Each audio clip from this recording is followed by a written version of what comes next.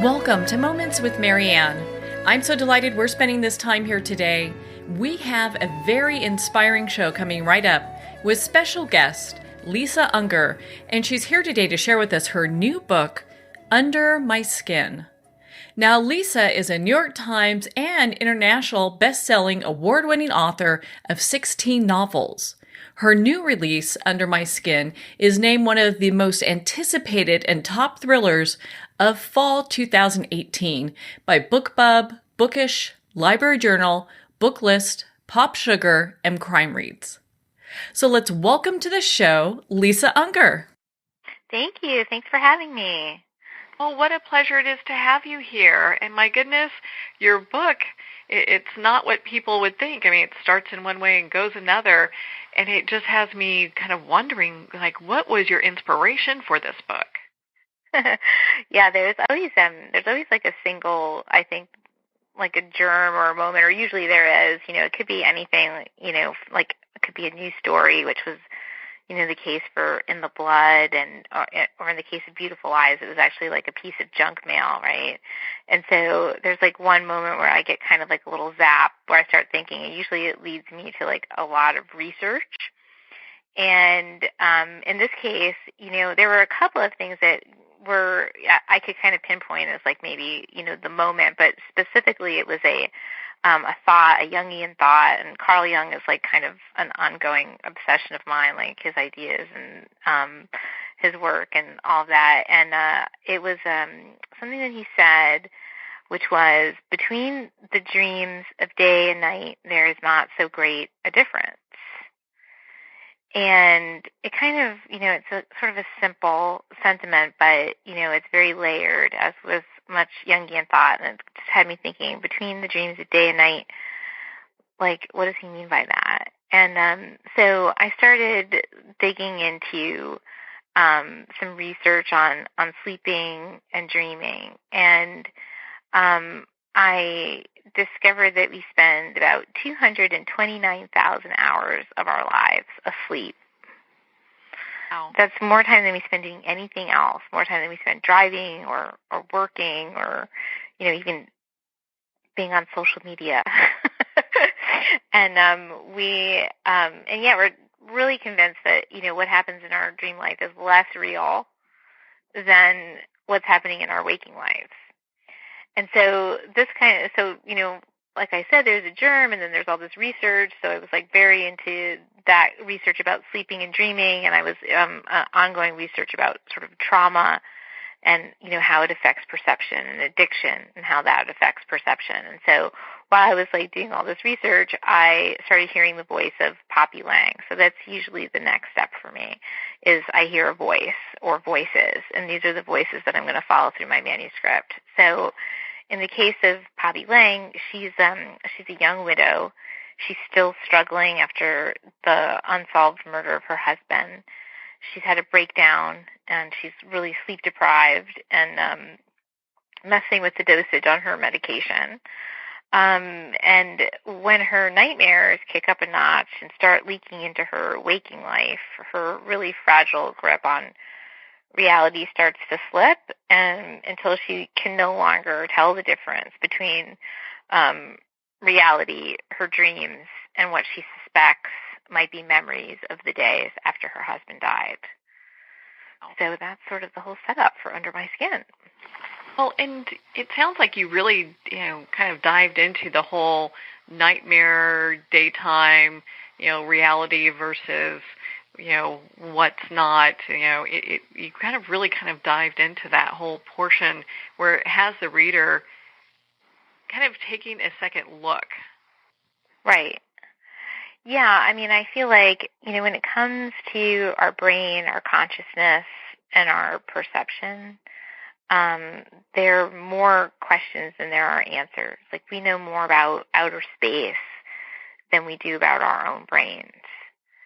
And so, I feel like, for me, that idea of just sort of, the psyche in general, the human psyche is a source of tremendous fascination for me. Like, that's sort of the area, like, I always kind of see myself as a spelunker. I'm always sort of like digging into the dark spaces of the human mind. And so this was really, for me, was a lot about, exploring how slippery our grip is on reality. I mean, we all know that, like, even just a couple nights of bad sleep and the world starts to look like a very different place, right? Like, so sleep deprivation is, like sort of the first area where things start to unravel. And of course, addiction and, then, we have our dream life and, all of these different ways that we sort of experience our lives.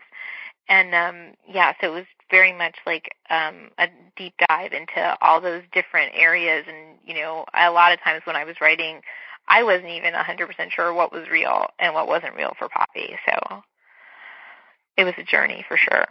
That's got to be such an interesting, process as a writer when you get so into the head of your main character, which is Poppy, and see that, it's just, she's kind of going through these stages of illusion. Yeah, she's definitely got a lot of layers of stuff going on, and it's not sort of unusual. I think, we've all sort of, are aware of how, certain medications, very much in the news, certain medications can sort of take over our lives, and, specifically sleep medications, and how it can really sort of put us in touch with a part of our brain that we might not otherwise be in touch with. And, we're not always in control of what happens when we're under the influence. So addiction is another sort of space where, we're really messing with our perception of reality. So it was very much like, trying to follow her through her various challenges in the book. Mm-hmm. Well, you did a beautiful job pulling that all together. Thank you. You also discuss, and we won't get into this too much because we want everyone to pick up their own copy of Under My Skin, but you kind of get into this process where she goes through time lapses, and there's all these things that are happening, and it comes together. When you were writing this book, did you have the end in mind, or is that something that developed as you were writing? Oh yeah, no, I never have the end in mind. I don't. When I start writing a book, I don't have an outline. I don't know who's going to show up day to day or what they're going to do. I definitely don't know how the book is going to end. I'm not even 100% sure a lot of times what the book is about until after I've finished a first draft. So I'm very in touch with, or maybe I'm not as in touch with, but I'm operating from, like a sort of a subconscious place, I think, when I'm writing. And so the end really, the story all flows from those character voices. So in a lot of ways, I find that, I'm writing for the same reason that I read, because I want to know what's going to happen to the characters that are living in my head. Well, and I think it's interesting for our listeners to know, especially those who are aspiring writers who are looking to develop, characters, and it's always interesting because this isn't your first rodeo. You've written, I think it's like 17 books. 16, yeah, 16, number 16. I just completed the 17th novel that'll publish next year. So, I've done a couple of these. Written a few books. And and you're getting such rave reviews about Under My Skin. Thank you. And so for our listeners, I know that I always get letters in that say, what's the writing process like? So why don't you share that with us? Like when you're going to go write, do you do a lot of research first? How does that work for you? Yeah, there's always like I said, there's always a germ. There's always like sort of a moment that gets me kind of fascinated about something. And there's always research, but, obviously there's always like, I'm kind of an information junkie. So I have kind of an ongoing research project. So, it's pretty constant for me. And often, my reading and my nonfiction reading often just informs my fiction. So it's not so much like, oh, I want to write about this topic and I need to figure out how it works. So it's sort of the other way around. Like I'm fascinated in learning about this thing, and it starts to weave itself into kind of a fictional universe.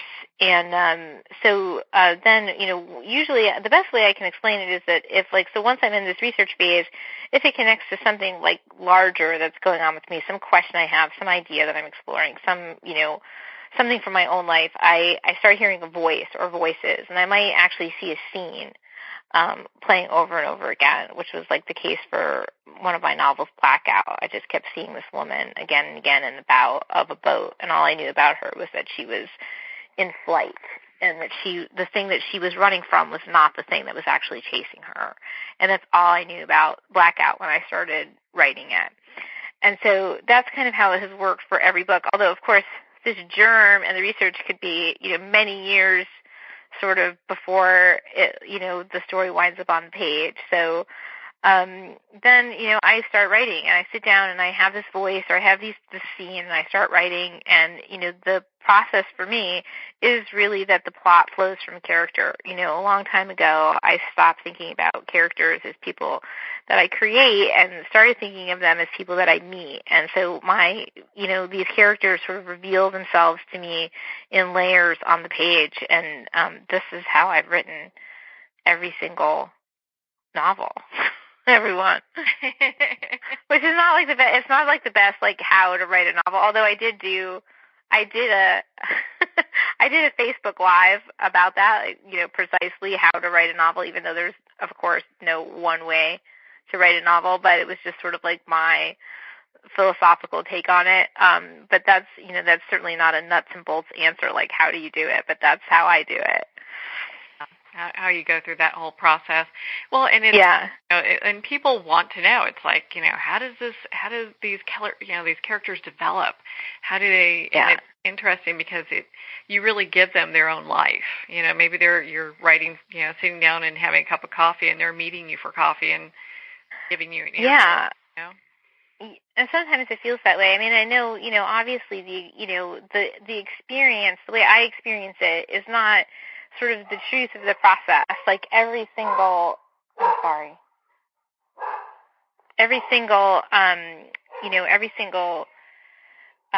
character has it's like a relationship that I experience, but everything is sort of some combination of my observations, my imagination, my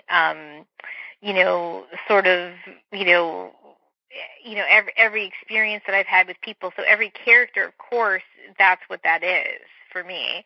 But I experience it in a completely different way. Like I just sort of start seeing this person, and then I feel like they reveal themselves to me in layers on the page, just like any relationship. But it's not, so the truth of the process and the way I experience the process sometimes are it's probably two different things, if that makes any sense. Oh, it makes perfect sense. Yeah.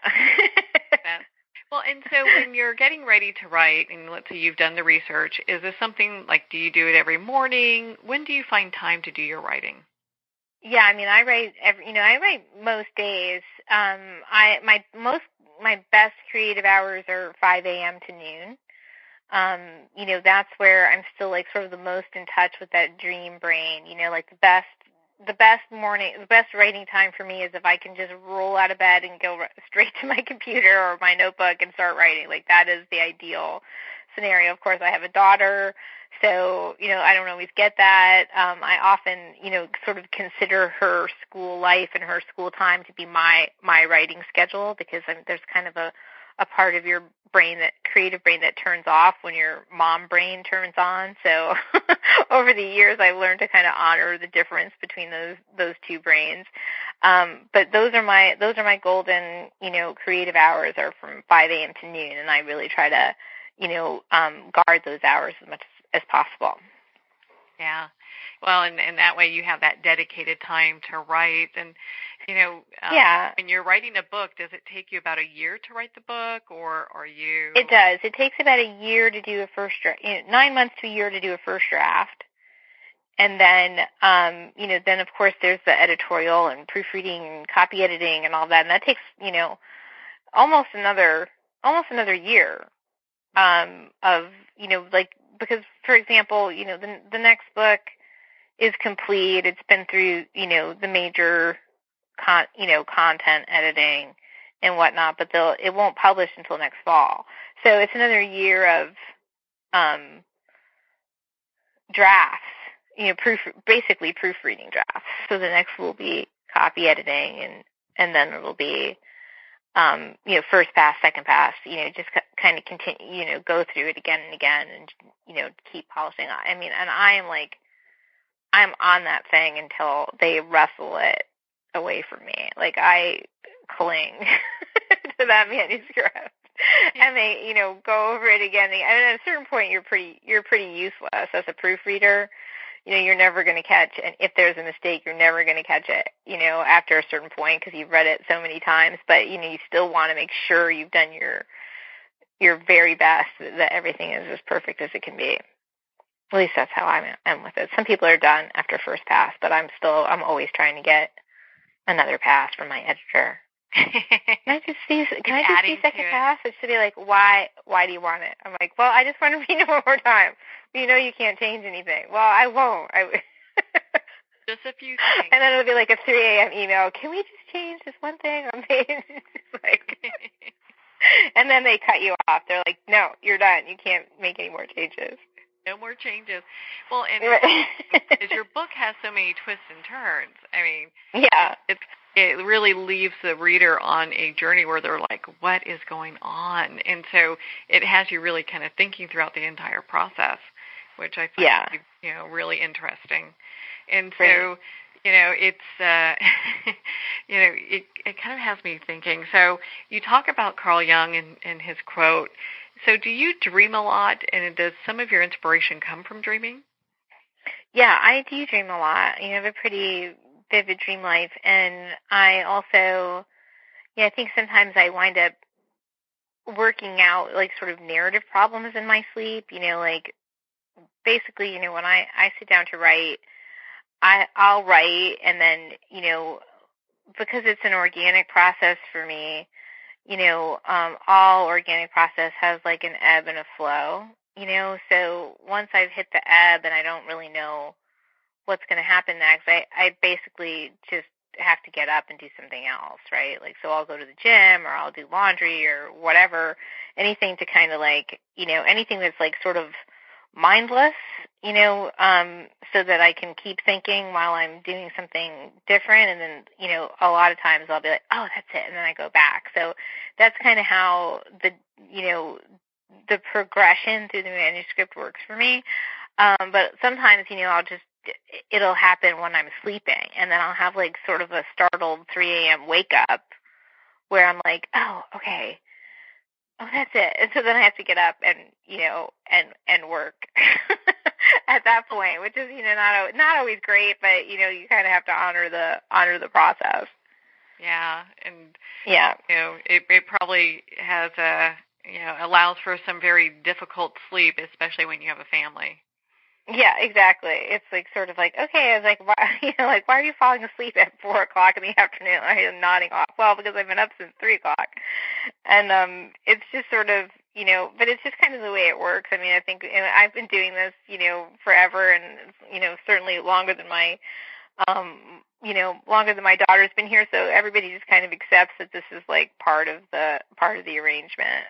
I'm pretty decent at compartmentalizing, but usually towards the end of the book, there's more of that. Like there's more sort of obsession energy. So it's just kind of always like, well, I mean, with anybody who's got a career, there's always a balancing act. Oh, for sure. I mean, and yeah. I mean, you're a writer by trade. You're a New York Times bestselling author. I mean, so. There's a lot that comes with that. Yeah. Sounds like you're really dedicated to your writing practice. Yeah, I am. I mean, I feel like you kind of have to be. I mean, it's a job like any other job. I think that, this is one of the things I've talked about. I do another talk about creativity, being in touch with your most creative self. And, there's a lot of romance sort of surrounding the idea of inspiration, and like, oh, I need to be inspired to write, or, oh, this will, come to me. And, certainly there is some of that. There's a lot of magic to the process, for sure. But the biggest part of the process is, scheduling the time and honoring that schedule and being available for the magic to flow. And, a book doesn't write itself. You have to dedicate your time and energy, your heart and your mind to the work, or otherwise the manuscript just doesn't get finished. And so that's true of everyone who has a creative goal, like whether you're, a professional writer such as myself, and so this is my job, and so I have, that ability to say, well, these are my working hours, and they have to be honored. Otherwise, in the life of the mommy writer, it's use it or lose it, right? Like if you don't work during the hours that you have set for yourself during the day, then you don't make progress on your manuscript, or you lose connection to your manuscript. So that's, the way you dedicate yourself to any job that you went to and had to devote yourself to during that time. But it's also true for the sort of the aspiring writer, the person who says, I want to write, I have this impulse to write. And that, and I believe that if you have that impulse to write, that you should honor it. And you honor it by scheduling the time, even if it's just an hour, a week. Like, obviously we all have our responsibilities, like we have children and jobs, and, there may not be a lot of permission for you to follow your creative goals. But if it's something that you have an impulse to do, then it's going to nourish you to do it. So you schedule the time the same way you would schedule your time to go to the gym, or you would schedule your date with your friend, or you would schedule your mom's night out or whatever. You schedule the time to work, and then you be available at that time, and you honor it. And that's true for, the creative professional as well as the aspiring. There's no other way to do it but to schedule the time and do it. I agree with you 100%. I think that's true for anyone who's doing any type of self-employed work, writer. Yeah. Regardless of what you're doing, because if you aren't, I always look at it at the end of the day going, would I have paid myself as a boss? Would I have paid myself for the work that I did during that day, or right. would I have hired myself? Right. Exactly. It allows you kind of. Yeah, and I think that you can't shortchange that part of yourself. Even if you're not a professional freelance or a professional creative person, if you have that impulse to be creative, whether it's writing or, art or photography or whatever, then, you have a right to that. There's sort of like the seminal book on creativity is The Artist's Way by Julia Cameron. Are you familiar with that? Yeah. Mm-hmm. Yeah, and so she talks about all these different ways, like stuff like the morning pages, like you just get up and start writing, or, she talks also about the artist date, where you take yourself on a date to sort of nourish your creativity, do something that, nourishes you, like go to a museum or see a film or whatever it is. And, she also has a book called The Right to Write.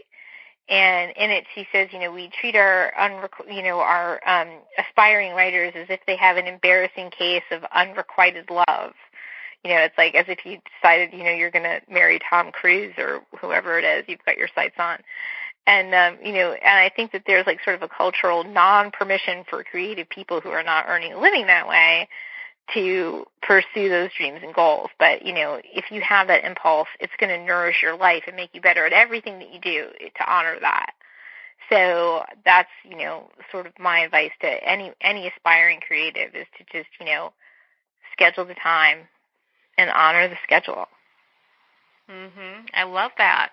And that's so important, especially, you're very successful at what you do, so it's always good to get those, kind of inside tips, which you look at it and you're going, well, this is just, some of this might just be common sense, but, a lot of it is really what you need to do to be successful. Right. It's, and a lot of that is just like sort of giving yourself permission. There's so much of it is about that. Like when I've been a writer since I was a kid. Like I never thought about myself any other way. And, but I never thought it was like a job, something that I could do, mainly because, my dad, who's an engineer, was like, yeah, that's not a job. He knew, like, writer is not a job description. You need to get a real job, a job that actually pays money. And so, like, I grew up thinking I am this thing, but I can never be this. Right? Like, so I had that message, like, very, definitively from my father. And so, I went to school, and I started my first novel when I was in college. I went to the New School for Social Research in Manhattan, and I came out of it with a degree in writing and literature. And so I went into publishing, and I was in publishing for almost 10 years. And, sort of over that time, as my job got bigger and bigger, the time I spent writing, just got smaller and smaller and smaller until I reached a point in my life where I wasn't writing at all. And then, like, I had this epiphany where I was like, you know what? Everything is wrong. Everything about my life is wrong. I'm with the wrong guy. I'm doing the wrong work, and P.S., the only thing I ever wanted to do, I've just let it kind of lay fallow. And so, that was a point in my life where I actually got serious, because I thought, wow, 5 years, 10 years down the road, you're going to have to turn around and look at yourself and say, you know what? You never even tried. You never even tried to do it. And I just couldn't live with that. Like, I think I could live with failure, but I wasn't going to live with never, be able to live with never having tried. So so I got really serious about my writing at that time, and I did the only thing that you really need to do, and that's write every day. Yeah, get out and do your writing. Just write every day. That's it. Wherever you can do it. Whatever nook and cranny you can find, and that's how I finished my first novel. What does your husband think about this book? Because it is the part of the story we have talked about is Poppy, she has her husband passes away due to a murder, and what does your husband think about it? He's used to it. I'm always killing off husbands and parents and all that stuff. Mm-hmm. My husband has been, I've been published almost as long as, actually not quite as long as we've been married, but it's always been like sort of my goal and my dream. So, and he's been a reader since before I published. So he's pretty accustomed to the way my mind works, and he doesn't take it personally. You'd have to be pretty chilled out to be married to a writer, I think. You couldn't have a whole lot of stress or anxiety about it. When you talk about psychological thrillers, where you have different family members that are, things are happening, and so it's interesting to kind of see his take on that. No, he's pretty chillaxed about the whole thing, and he's also my first, he's my first reader, so he reads all the various drafts and iterations and all of that. So he's pretty familiar with the inner workings of my brain. Unfortunately for him. That's good because it's kind of been a collaborative thing because he's in on it, right? Yeah, he is definitely my partner for sure. I mean, he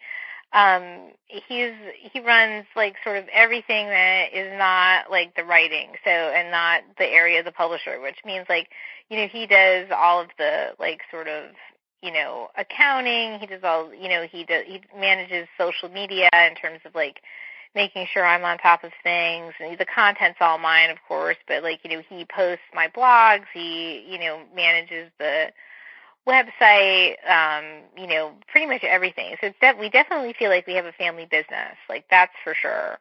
So we've been doing it he's been doing it sort of full time since I guess now since 2007, and so we've been working together for a long time, and he's definitely my partner in this business for sure. Well, I'm sure people all across the United States are making their honey-do list right now to include social posting. Yeah, he just happens to have a gift for, he was an IT guy initially, so he's all about, technology, so that makes it a lot easier. making sure that you keep straight online for sure. Well, Lisa, where can people, my goodness, because we could talk forever. I mean, you are just such an inspiration, and your book, Thank Under you. My Skin, is, I mean, my goodness, people are just raving about it. You're getting such great really reviews. Thank you. Congratulations. Thank you. Yeah. Yeah, I mean, I'm pretty easy to find, like that's one of the things that you need to be in this business is it's easy to find. So like my website, lisaunger.com. And then I have a lot of videos out there for aspiring writers, about creativity and writing novels. And I also do a sort of a pen pal series with a lot of my author pals. So there's a lot of interviews with other writers. So there's a lot of insight to be gleaned from those interviews, and they're pretty far-reaching. It's everything from balancing motherhood to creativity to the intersection of how you make your living with your art. So all of that. So there's a lot of Twitter and Facebook and all of the above. You can easily find me and all my work there. Lisa, thank you so much for taking the time to be on the show with us here today. Thank you. Thanks for having me. What an inspiring time this has been, Lisa. Thank you so much. Enjoyed talking about your new book, Under My Skin, and of course, your writing practices. For aspiring writers, if you'd like to connect with Lisa, remember you can at her website, lisaunger.com. Under My Skin is available at Barnes & Noble, Amazon, and of course all indie bookstores. Well, we're at the end of our time today. I would like to thank everyone for tuning in. You're listening to Moments with Marianne. And remember, make every moment count.